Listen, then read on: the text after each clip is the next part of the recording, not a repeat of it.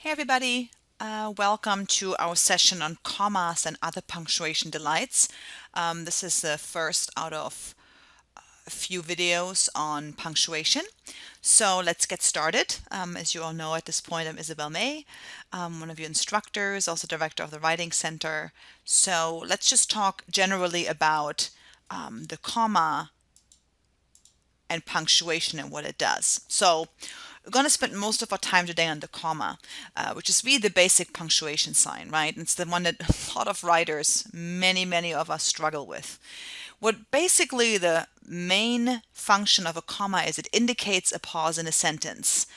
And a comma also helps to clarify meaning for the reader. So it's actually a really important punctuation symbol, and it's one that you as a writer can actually use strategically at many points in your writing, in addition to following just some basic comma rules.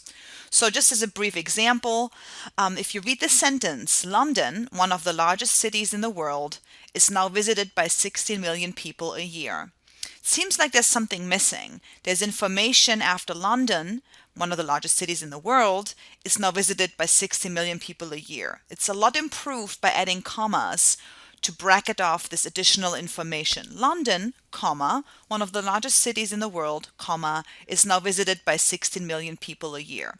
And this is one of the basic comma rules that can't really give you 100% correctness, but what it does give you is a pretty accurate understanding of what the comma does. It usually is used, or one rule of thumb is to think of the comma, using the comma when you would take a breath. So in this sentence, I take a breath at London, one of the largest cities in the world, is now visited by 16 million people a year.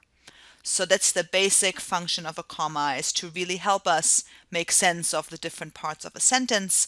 And as a rule of thumb, think of a comma to be appropriate in many cases where you would take a breath if you were to speak the sentence out loud.